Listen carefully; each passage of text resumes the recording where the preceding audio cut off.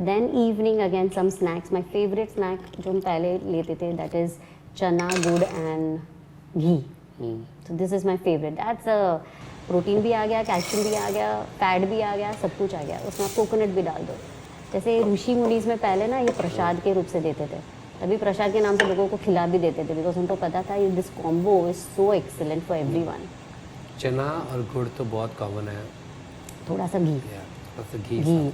सो protein, गुड is iron and this is fat. And थोड़ा सा कुरमुरा भी डलवा देते कभी कभी तो it becomes a whole wholesome meal like a carb protein. Genius.